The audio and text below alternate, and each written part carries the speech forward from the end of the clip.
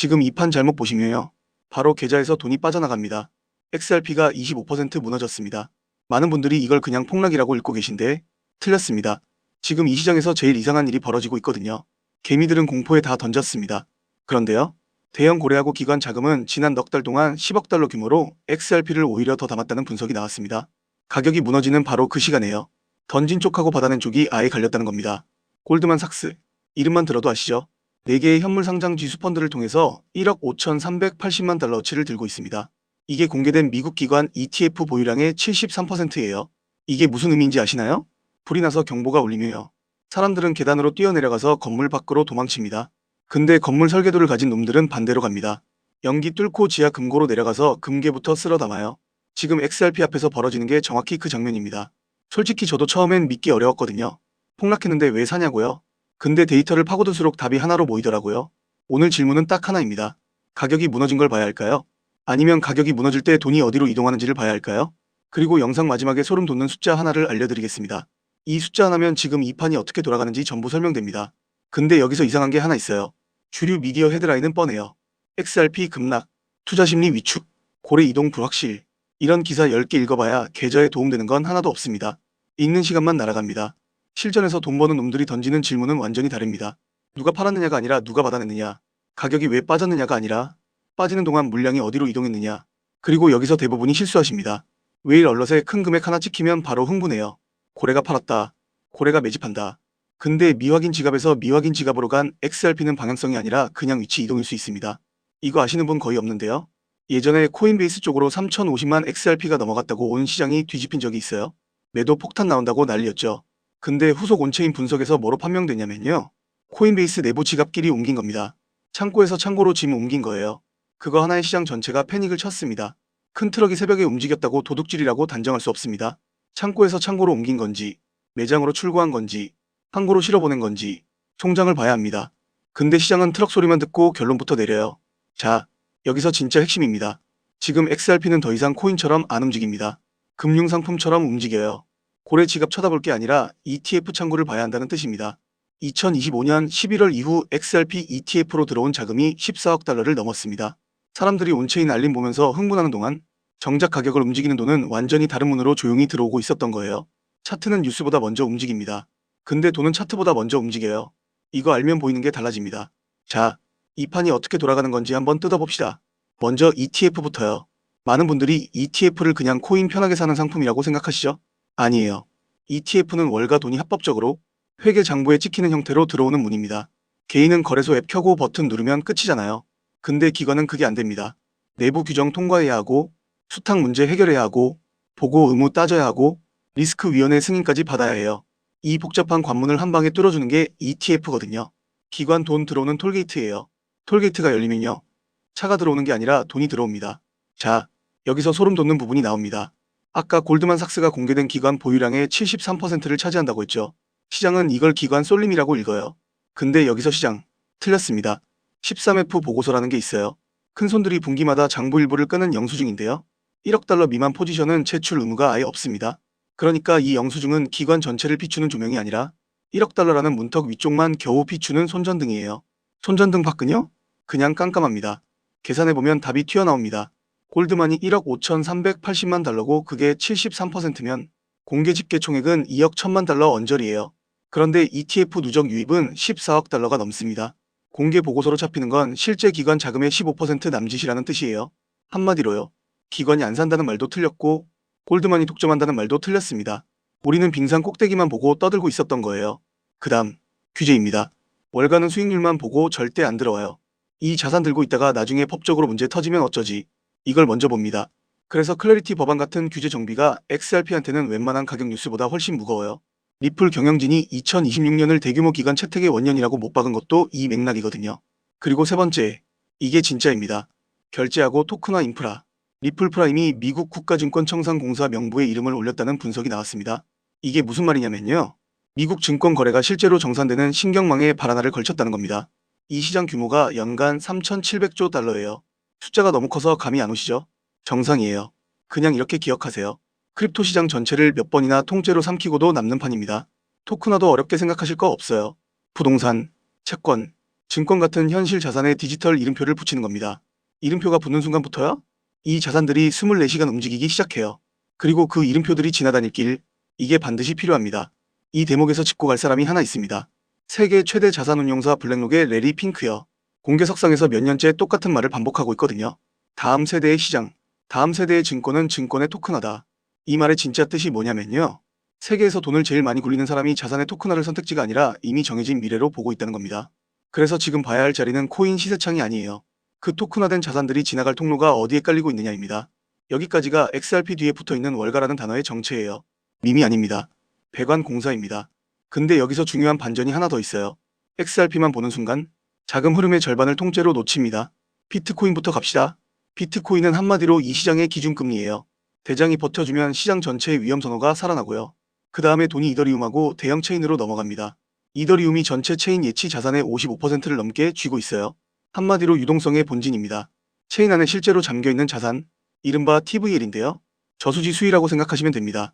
솔라나는 성격이 달라요. 체인 위에서 오가는 거래가 많고 소비자 앱 생태계가 살아있거든요. 알트장이 뜨거워지면요? 게이트 열리자마자 제일 먼저 튀어나가는 경주마입니다. 근데 XRP는 이 순서를 그대로 안 따라갑니다. 규제 뉴스, ETF 기대, 리플 사업, 에스크로, 거래소 수급, 자기만의 촉매로 움직여요. 큰 파도 안에 있으면서도 엔진을 따로 달고 있는 특수 열차입니다. 남들 다 달릴 때 가만히 있다가 뉴스 하나에 혼자 튀어나가는 게 이놈 성격이에요. XRP 원장의 예치 자산은 3천만 달러 수준이에요. 전체 체인 중에서 점유율 0.04%, 순위로는 38위입니다. 이더리움이 55%를 먹는 판에서요. 이건 반올림 5차 수준이에요. 체인 안 거래도 완전히 식었습니다. 하루 탈중한 거래소 거래량이 27만 달러대예요. 일주일 기준으로는 118만 달러대인데 전주 대비 21% 넘게 빠졌거든요. 2025년에 9천만 달러 선까지 올라갔던 예치 자산이 지금은 한참 아래 바닥에서 놀고 있어요. 자, 그럼 여기서 뭐가 보이냐? 매수는 파이프로 들어오는데 매도는 좁은 문으로 나갑니다. 기관도는 ETF라는 굵은 파이프를 타고 들어와요. 근데 공포가 터지면요? 개인 매도는 현물 호가창으로 그대로 쏟아집니다. 이걸 체인 안수요가 받아줘야 하는데 방금 말씀드린 것처럼 체인은 식어 있어요. 받아줄 주체가 구조적으로 없는 겁니다. 이런 낙폭이 나오는 이유가 여기 있어요. 이 부분도 시장 못 보고 있습니다. 그러니까 이건 모순이 아니에요. 채널이 다른 겁니다. 사는 놈들이 서 있는 줄하고 파는 사람들이 서 있는 줄이 아예 다른 창구인 거예요. 돈의 발자국은 헤드라인보다 항상 먼저 찍힙니다. 그리고 제가 오늘 영상 뒷부분에 정말 피를 토하는 심정으로 준비한 게 하나 있습니다. 유튜브에서는 도저히 이름을 못 꺼내는 코인 하나가 등장합니다. 네이버 가도 없고 텔레그램 뒤져도 안 나오는 겁니다. 이 이름은 지금 공개하면 안 됩니다. 왜 안 되는지는 뒷부분에서 이유까지 다 말씀드리겠습니다. 지금 이 순간 전 세계에서 가장 큰 손이 조용히 담고 있는데 왜 아무도 이걸 대놓고 말 안 할까요? 그 이유를 아시게 되면 소름이 돋으실 겁니다. 그래서 우선은 우리 구독자분들 중에서 저한테 따로 신청해주신 분들에 한해서만 이 자료를 공유해드리려고 합니다. 방법은 어렵지 않아요. 지금 이 영상 밑에 설명란 내려보시면 설문 링크 하나가 걸려 있습니다. 거기 들어가셔서 항목 체크하시고 연락처를 남겨주세요. 연락처가 있어야 저도 여러분께 자료를 보내드릴 방법이 있으니까요. 여기서 이렇게 좋은 걸 왜 공짜로 주냐 하실 겁니다. 당연한 의심입니다. 근데 저도 여러분과 똑같이 XRP 들고 있는 개인 홀더예요. 저 혼자 아는 것보다 우리 구독자분들이 같이 흐름을 읽고 같이 대응할 때 이 채널이 성장합니다. 여러분의 수익이 곧 이 채널의 힘이에요. 그래서 돈 한 푼 안 받고 드리는 겁니다. 받으셔서 손해보실 일은 1원어치도 없습니다. 그리고 아직 다 말씀 못 드린 게 있습니다. 이 자료를 왜 지금 이 타이밍에 받아야 하는지 그 진짜 이유는 영상 끝부분에서 마저 말씀드리겠습니다. 자, 그럼 XRP는 도대체 뭘 팔고 있는 걸까요? 가격 말고요. 이 프로젝트의 정체를 보면 왜 월가라는 단어가 자꾸 따라붙는지 보입니다. 한국에서 미국으로 돈 보내보신 적 있으세요? 은행 거치고, 중개은행 거치고, 또 거칩니다. 며칠 걸려요. 수수료는 중간에서 계속 뜯기고요. XRP 원장은 이 과정을 통째로 압축하겠다고 나온 네트워크입니다. 돈하고 자산이 나라와 금융기관 사이를 빠르게 지나가게 만드는 길이에요. XRP, 한마디로 금융도시의 지하 배관입니다. 화려한 쇼핑몰이 아니에요. 사람들은 배관을 안 쳐다봅니다. 근데 배관 하나 막히면요? 도시 전체가 그날로 멈춰요. XRP의 진짜 질문은 딱 하나입니다. 이 배관으로 기관 자금하고 토큰화 자산이 얼마나 통과하느냐. 이더리움은 예치 자산도 생태계도 압도적이죠. 대신 XRP는 그 링에서 아예 안 싸웁니다. 결제 네트워크하고 기관 금융이라는 다른 판에 서 있어요. 솔라나는 소비자 앱과 체인위 활동이 무기죠. 근데 XRP는 앱 장사가 아니라 송금하고 정산 쪽입니다. 정면으로 부딪히는 건 스텔라예요. 저비용 국경 간 결제, 토큰화, 기능이 거의 겹칩니다. 그럼 뭐가 다르냐? 리플이라는 회사의 영업력, 기관 접근성, 그리고 ETF로 뚫린 자금 통로입니다. 이건 기술 싸움 아닙니다. 통로 싸움이에요. 바이낸스 체인은 거래소 유통망이 강한데요. XRP는 거래소 거래량 우위를 체인 안 활용으로 바꿀 수 있느냐? 이게 숙제로 남아 있습니다. 이 프로젝트 뒤에 누가 서 있는지 다시 봅시다. 골드만삭스가 4개의 현물 ETF로 1억 5,380만 달러. 2025년 11월 이후 ETF 유입은 14억 달러 초과. 블룸버그 인텔리전스를 비롯한 월가 기관들 평가도 우호적으로 돌아섰고요. 스탠다드 차타드하고 비트와이즈는 장기 시나리오까지 따로 그려놨어요. 숫자 노름이 목표가는 여기서 안 다릅니다. 중요한 건 월가 리서치 데스크가 XRP를 정식 커버리지 대상으로 올려놨다는 사실 그 자체입니다. 토크노믹스도요. 총 발행량 외우는 건 아무 의미 없어요. 봐야 할 건 3가지입니다. 시장에 실제로 돌아다니는 물량, ETF로 빨려 들어가는 물량, 그리고 거래소로 들어오고 나가는 순수 방향. 기관이 장기 보유로 물량을 붙잡아두면 어떻게 되냐? 진열된 물건은 계속 줄어드는데 사르는 손님은 늘어납니다. 이게 공급 쇼크예요. 호가창이 얇아지는 순간 작은 매수 하나에도 가격이 그냥 튀어오릅니다. 이거 한 줄만 외워두시면 오늘 영상 끝입니다. XRP는 차트 밖에서 기관 자금이 테스트 중인 결제 배관입니다. 근데 여기서 정신 차려야 할 게 있어요. ETF는 단방향 파이프가 아닙니다. 순유입이 0을 뚫고 마이너스로 내려가는 순간이요. 지정 참가자들이 차익을 맞추려고 현물을 시장에 그대로 토해냅니다. 들어온 문으로 똑같이 나가요. 그리고 공개된 기관 보유의 73%가 단 한 곳입니다. 이 한 곳이 분기 리밸런싱 한 번만 해도 기관 이탈이라는 헤드라인이 자동으로 찍혀요. 실제 자금이 움직이기도 전에 헤드라인 충격이 먼저 옵니다. 여기서 또 틀립니다. 사람들은 그 헤드라인을 사실로 읽어요. 토크나우브라는 서사는 예치 자산 숫자한테 이미 반박당하고 있어요. 스테이블 코인 하나가 이 체인 스테이블 코인 가치의 큰 비중을 먹고 있다는 건 생태계가 넓어졌다는 증거가 아니라 한 자산에 목숨 걸고 있다는 증거입니다. 가장 위험한 조합은 ETF 순유입이 꺾이는 동시에 체인 안 유동성도 텅 비어있는 상황이에요. 그때는 받아줄 놈이 아무도 없습니다. 우리는 가격을 따라가야 할까요? 돈의 발자국을 따라가야 할까요? XRP는 25% 무너졌고 겉으로는 위험해 보입니다. 근데 넉 달 동안 10억 달러 규모 매집 흐름이 언급되고 골드만삭스는 4개 ETF로 1억 5,380만 달러를 들고 있고 ETF 누적 유입은 14억 달러를 넘겼어요. 반대로 체인한 예치 자산하고 거래량은 아직 초라합니다. 그래서 오늘 하고 싶은 말은 사라가 아닙니다. 이 두 개의 괴리가 좁혀지는 순간을 관찰하라는 겁니다. 그 순간의 방향이 결정돼요. 아까 소름 돋는 숫자 하나 알려드린다고 했죠. 15%입니다. 공개 보고서로 우리가 볼 수 있는 기관 자금이 실제 유입의 15% 남짓이라는 숫자. 우리가 보고 있는 게 전부가 아니라는 뜻이에요. 가격이 무너진 걸 봐야 할까요? 아니면 무너질 때 돈이 어디로 이동하는지를 봐야 할까요? 답은 후자입니다. 가격은 공포를 보여주지만 기관의 포지션은 의도를 보여줍니다. 뉴스는 가격을 설명하려고 늘 늦게 따라옵니다. 근데 돈은 뉴스보다 먼저 움직여요. 이 구조를 이해한 사람들은 이미 움직이고 있습니다. 뉴스로 알았다면 그건 이미 늦은 겁니다. 자, 근데 여러분이 진짜 궁금한 건 이거잖아요. 그래서 왜 내 계좌는 녹고 있는 건데? 이유가 있습니다. 세력이 여러분 심리를 정확히 설계했기 때문이에요. 사람들이 왜 알면서도 당할까요? 답은 심리에 있습니다. 세력은 인간의 본능적 약점을 파고들어서 개미를 털어요. 지금 XRP 시장에서 벌어지는 일이 정확히 그겁니다. 지금 여러분이 느끼는 그 불안감 있죠? 남들 다 사는데 나만 안 사면 어쩌나 이 감정. 이거 세력이 만든 거예요. 이걸 포모라고 합니다. XRP가 조금만 오르면 여러분 마음이 급해지죠. 지금이라도 더 사야 하나? 근데 세력은 딱 그 순간을 노려서 물량을 던지고 빠져나갑니다. 여러분이 고점에서 받아주는 거예요. 그리고 확증 편향이라는 것도 있어요.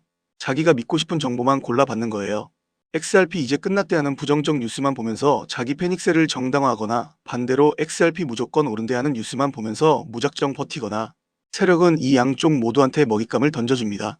벼농사 지을 때 참새 쫓는 허수아비 아시죠?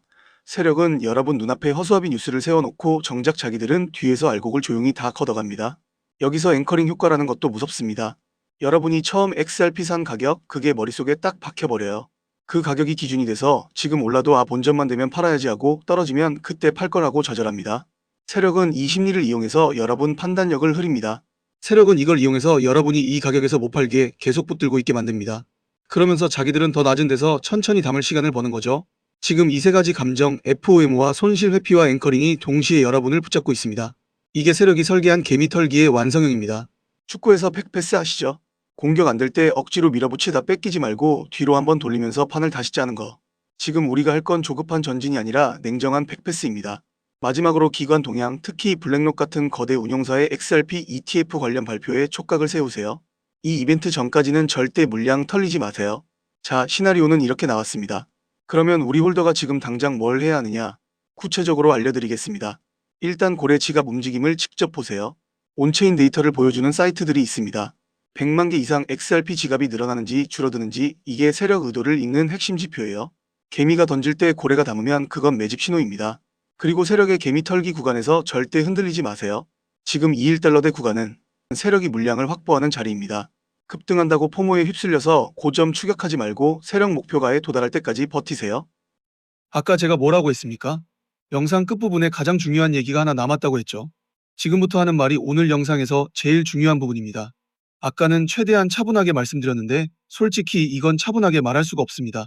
지금 제가 보고 있는 코인이 하나 있습니다. 이건 제2의 XRP가 될 물건입니다. 지금 기관들이 XRP를 담았던 그 논리 그대로 조용히 극초기 단계에서 매집되고 있는 코인이에요. 온체인 데이터에 매집 흔적이 선명하게 찍혀 있습니다. 왜 이렇게 좋은 걸 유튜브에서 이름을 못 가느냐? 세 가지 이유가 있습니다. 이 이름이 무분별하게 퍼지는 순간 세력이 냄새를 맡고 빠져나가면서 가격이 무너집니다. 그러면 지금 들어가야 할 여러분만 손해예요.